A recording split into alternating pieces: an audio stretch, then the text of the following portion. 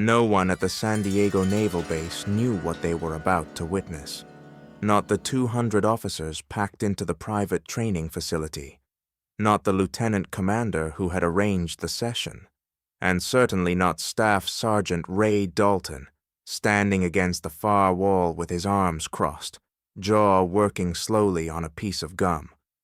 He was 6'2", 220 pounds of underwater demolition training and combat deployments. His forearms were thick as dock ropes. His eyes never left the small man on the mat, demonstrating defensive techniques to junior personnel. To Dalton, this Chinese guy was a curiosity, an actor, a showman, someone who taught movie stars how to look dangerous. He'd heard the whispers circulating through the base. This man was something special. He'd beaten multiple challengers in closed-door matches. His speed was unlike anything anyone had seen. Dalton didn't believe in myths. He believed in results. And in his world, results were measured in broken bones and unconscious bodies. What happened in the next 90 seconds would destroy a reputation, silence a room full of warriors, and create a story that would be whispered in special operations circles for decades. This is what really happened on that November evening in 1968. This is the story that terrified the U.S. Navy so much they classified the incident report for years. San Diego, California. Naval Amphibious Base Coronado. November 12, 1968. The private training facility doesn't appear on base maps available to regular personnel. It exists in the gap between official and unofficial, a concrete building near the water where SEALs and underwater demolition teams practice techniques the Navy doesn't publicly acknowledge. The room is utilitarian. Concrete floor, no mats, mirrors on one wall, heavy bags hanging from reinforced ceiling mounts, the smell of sweat, salt water, and something else. The particular scent that comes from men who've killed people and will do it again without hesitation. Bruce Lee had been invited here through unofficial channels, a favor for a friend who trained special operations candidates. The session was supposed to be quiet, a demonstration, an exchange of ideas between professionals who understood violence in ways civilians never would. Bruce stood near the center of the floor, wearing a black shirt and dark pants. His movements were precise as he adjusted a trainee's defensive posture, not explaining the mechanics of a stop hit. His voice was calm, almost academic. But one man in the room had other intentions. Staff Sergeant Ray Dalton had been with the teams for 8 years. He'd survived Hell Week. He'd operated in conditions that would break most men. His hands had ended threats the public would never know about. He was respected, feared. When Dalton walked into a room, people gave him space not out of courtesy, but survival instinct. He'd earned that space through years of being the most dangerous person in any situation. Dalton had a philosophy about martial arts instructors. They were performers, dancers in pajamas who taught celebrities how to throw punches that would never land in real combat. He'd seen Bruce Lee on television playing Kato in the Green Hornet. Impressive choreography. No, but choreography wasn't combat, and Dalton knew the difference intimately. The demonstration continued. Bruce moved a young sailor through a sequence, correcting his stance, adjusting his elbow position, explaining leverage principles that seemed almost academic. The other officers watched with varying degrees of interest. Some were genuinely curious, others skeptical. This was the challenge with teaching military personnel. They'd been trained to kill with their hands. Convincing them there were more efficient methods required not explanation, but demonstration. When the session broke for water, Dalton pushed off the wall. He walked toward the mat. The room grew quieter. A few of the men exchanged glances. They recognized the shift. Dalton approaching meant something was about to happen. He stopped a few feet from Bruce. They looked down at him, The size difference was significant. Dalton had 6 inches and 80 pounds on the instructor. "So you're the guy." Dalton's voice carried the flat confidence of someone who'd never been given a reason to doubt himself. Bruce tilted his head slightly. "I'm a guy."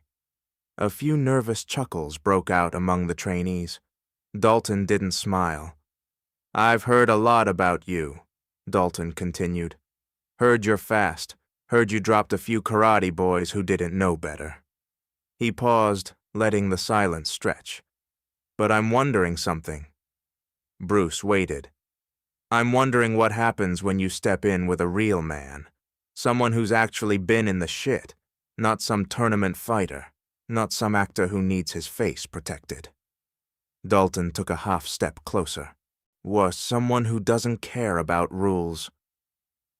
The room had gone completely still. Bruce's expression didn't change. His body remained loose, his weight centered. But to anyone watching closely, nothing about him seemed different except his eyes. They locked on to Dalton with absolute focus. "You're asking me to fight you," Bruce said quietly. Dalton shrugged. "I'm asking you to prove you're not what I think you are." "And what do you think I am?" "A fraud." The word landed like a slap. Several of the trainees shifted uncomfortably. The officer who had arranged the session took a step forward, ready to intervene. But Bruce raised a hand slightly, stopping him. "If I'm a fraud," Bruce said slowly, "then you have nothing to worry about." Dalton smiled for the first time. Cold, predatory. "Then let's find out." The Lieutenant Commander, and a man named Harmon, stepped forward with his hands raised. "Gentlemen, this isn't—" "It's fine," Bruce said, cutting him off. His voice was neither aggressive nor defensive. It carried the tone of a man accepting an invitation to dinner, not a challenge to combat. "Let him have what he wants." Dalton was already pulling off his shirt, revealing a torso carved from years of punishing physical conditioning. Scars marked his ribs and shoulders, souvenirs from operations he would never speak about, publicly. He rolled his neck, producing a series of audible cracks, and moved toward the center of the floor. Bruce handed his water bottle to one of the trainees without looking. He didn't stretch. He didn't assume a fighting stance. He simply walked to meet Dalton, stopping approximately 8 feet away. None of the men in the room formed a loose semicircle. No one spoke. The only sound was the hum of the ventilation system and distant activity elsewhere on the base. Dalton settled into a boxer's stance, weight distributed, hands up, chin tucked. It was a posture refined through countless hours of combatives training and real-world application. He began circling slowly to his left, testing the distance, looking for an opening. Bruce stood almost square, his hands low, his feet positioned in a way that seemed casual to the untrained eye. But those who understood fighting could see something else, a subtle readiness, like a coiled spring that had learned to disguise its tension. "Whenever you're ready, movie star," Dalton said. Bruce didn't respond. He simply watched. Dalton feinted with his left shoulder. A probing movement designed to draw a reaction. Bruce didn't move. Dalton feinted again, more aggressively. Still nothing. A flicker of frustration crossed Dalton's face. He was accustomed to opponents who telegraphed their intentions, who flinched at sudden movements, who revealed their patterns within the first few exchanges. This man gave him nothing to read. The SEAL decided to force the issue. He launched a straight right hand. Not a full power strike, but a ranging shot meant to establish distance and provoke response. It was the kind of punch that had dropped larger men, thrown with the mechanical efficiency of someone who had used his fists professionally. Bruce moved. What happened next occurred so quickly that several witnesses would later struggle to describe it accurately. Now Bruce's upper body shifted perhaps 3 inches to the left. Not a dramatic slip, just enough to let Dalton's fist pass harmlessly by his cheek. Simultaneously, his right hand shot forward in a straight vertical punch that traveled less than 12 inches. The impact caught Dalton directly on the sternum. The SEAL's forward momentum stopped, as if he'd walked into an invisible wall. His eyes went wide. The air left his lungs in a single explosive grunt. He staggered backward 2 steps. His hands dropped instinctively to protect his midsection. Bruce hadn't moved from his position. His hand was already back at his side. Relaxed. The entire exchange had taken less than 1 second. Dalton blinked, trying to process what had just happened. He'd been hit before. Hit hard by men who knew how to generate power. But this was different. The punch hadn't looked powerful. There had been no wind-up, no rotation he could see, no telegraph whatsoever. Yet the impact had sent a shockwave through his entire body, as if someone had swung a baseball bat directly into his chest. "What the hell?" Dalton muttered, more to himself than anyone else. He straightened up, forcing his breathing under control. The first flicker of doubt appeared in his eyes, though he quickly suppressed it.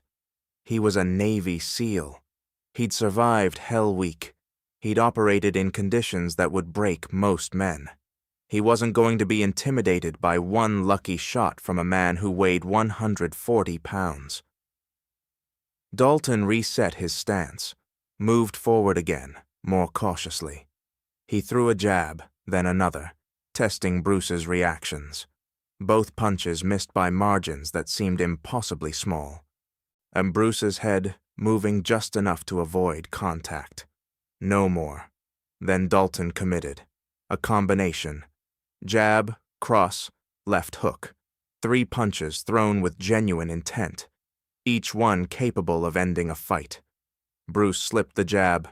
He parried the cross with his left hand, redirecting it past his shoulder. And the hook?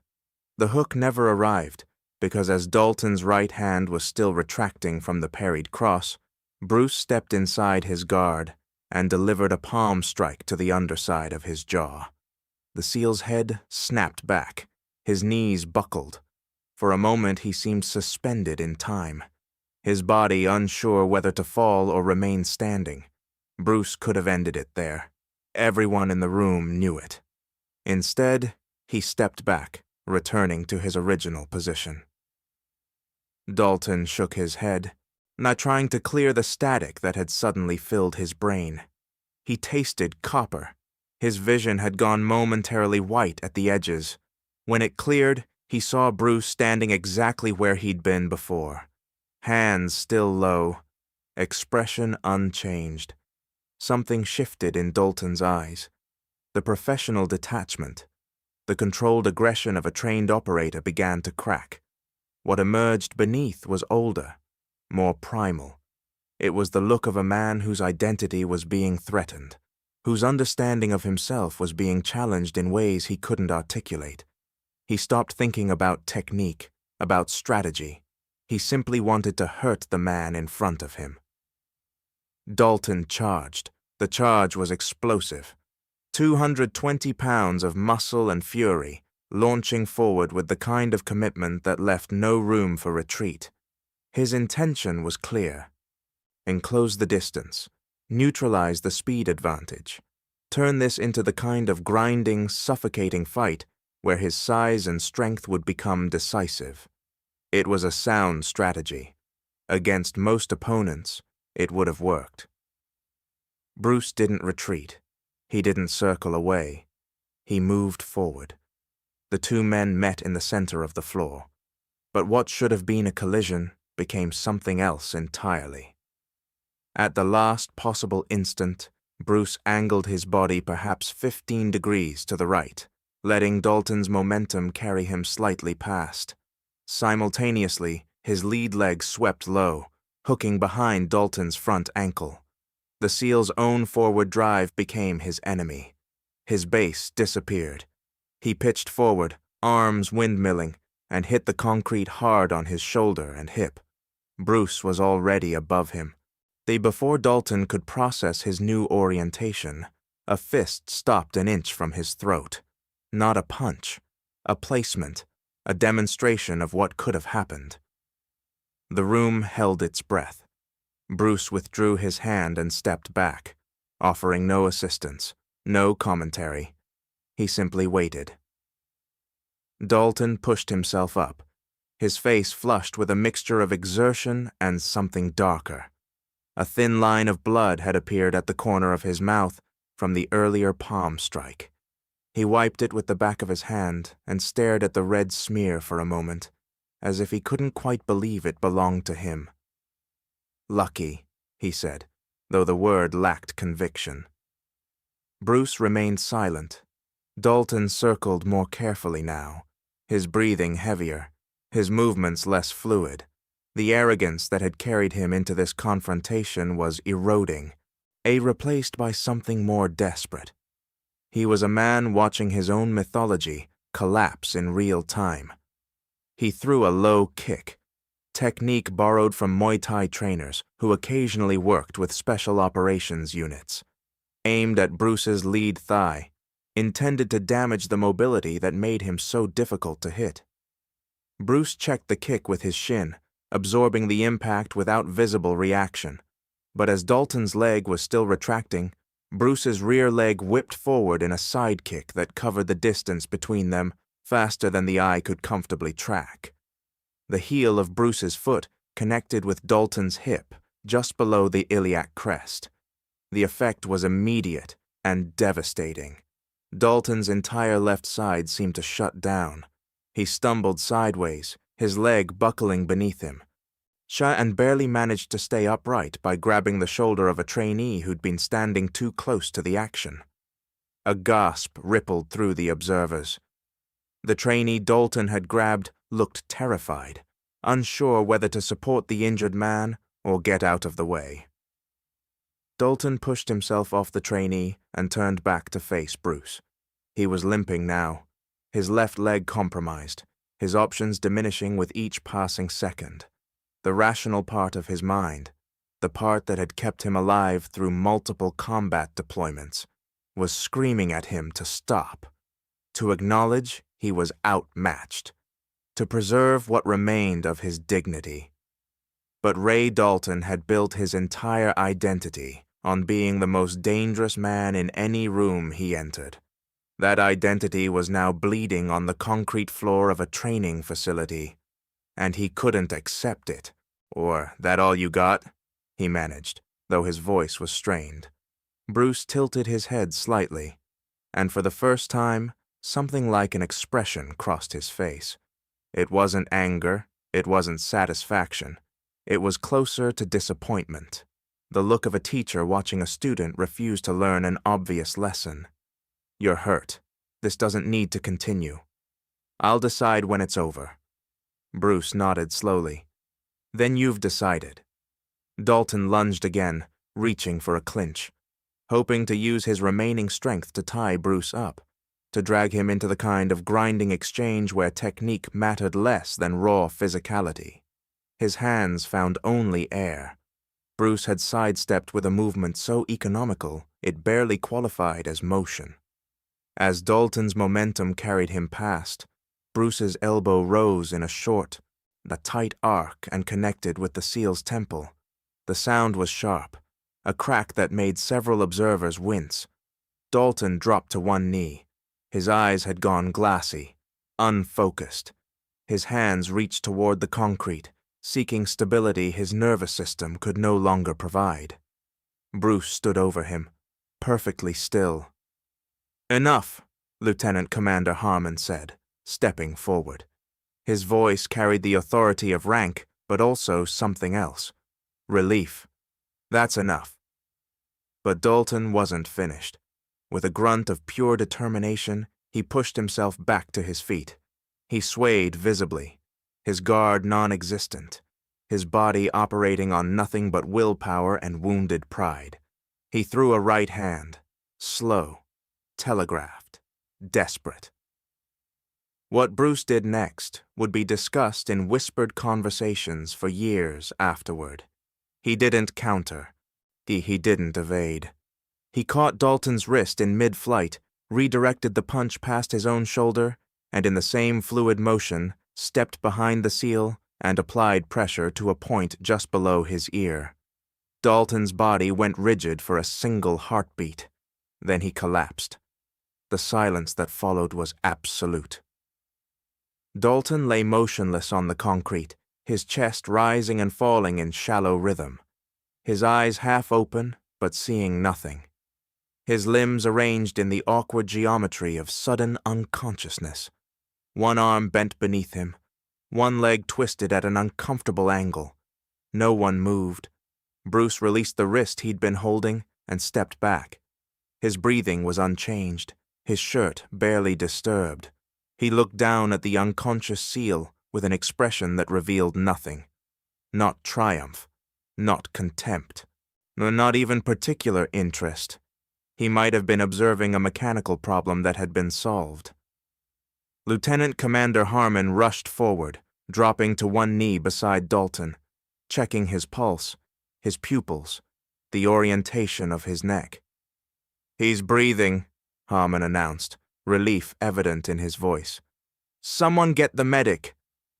One of the trainees sprinted toward the door. Bruce walked to the edge of the floor and retrieved his water bottle.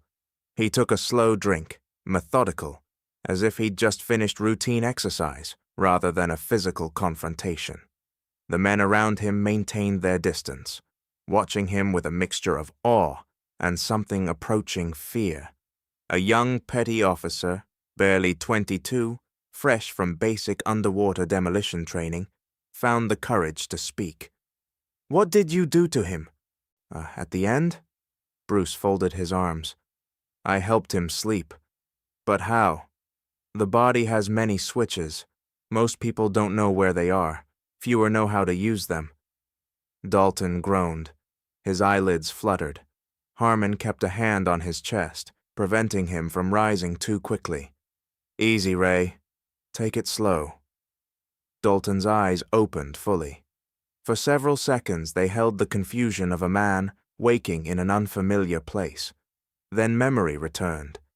His gaze swept the room until it found Bruce. Something complicated passed across his face. Humiliation, certainly, but also recognition. The recognition of a man who had just encountered a reality he could no longer deny. He tried to sit up. Harmon helped him, supporting his back. "What happened?" Dalton's voice was hoarse, cracked. "You lost," Harmon said simply. Dalton processed this. His jaw tightened. His hands clenched into fists against the concrete. For a moment it seemed like he might attempt to continue, might try to salvage something from the wreckage of his pride. Then his shoulders dropped. "How long was I out?" "Maybe 15 seconds. Dalton nodded slowly, his eyes still fixed on Bruce. The hostility had drained from his expression, replaced by something more complex. He looked like a man whose map of the world had just been revealed as fundamentally incomplete. "I've fought a lot of men," Dalton said quietly. "Hand to hand. For real. Not training, not sparring. For real." He paused, searching for words. I couldn't even touch you." Bruce walked toward him. The men parted instinctively, creating a corridor of empty space. Then he stopped a few feet from Dalton and looked down at him for a long moment. Neither man spoke. Finally, Bruce crouched down, bringing himself to eye level with the seated SEAL. "You're strong," Bruce said. "No judgment, no superiority. It was simply an assessment. You're well trained. You have experience most men will never have." He paused. "But you fought with your body. You didn't fight with this." He tapped his own temple. Dalton frowned. "What do you mean?" "You decided who I was before we started. You decided what I could do, what you needed to do to beat me." Bruce's eyes held Dalton's with an intensity that seemed to bypass language entirely. "You fought the man you expected, not the man who was standing in front of you. Dalton absorbed this in silence. Fighting is not about size, Bruce continued. It's not about strength. It's not even about speed, though speed helps. Fighting is about truth. The man who sees reality more clearly will always defeat the man who sees only what he wants to see. And you saw me clearly. I saw a man who needed to prove something, a man who couldn't afford to lose, a man whose ego had become his blindfold. Bruce paused. That man was already defeated before he threw his first punch. 90 seconds. That's how long it took for Bruce Lee to dismantle a Navy SEAL who had built his career on being untouchable. 90 seconds to shatter the mythology of a man who measured his worth in broken opponents. 90 seconds to teach 200 witnesses that everything they thought they knew about combat had gaps they'd never considered. The story spread through Naval Special Warfare communities like wildfire, not officially, never officially, but in quiet conversations between operators, in whispered exchanges during training rotations, the day the little Chinese guy put Dalton to sleep, the day the movie star proved he was something else entirely. San Diego. November 1968. A concrete training facility that doesn't appear on maps.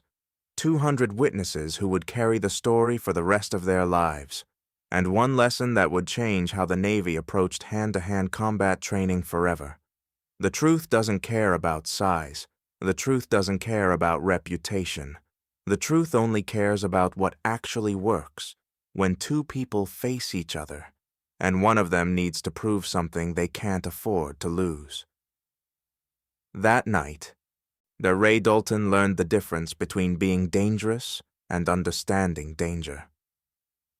Bruce Lee walked out of that facility exactly as he'd walked in, calm, unhurried, a man who'd simply demonstrated what he'd been teaching all along.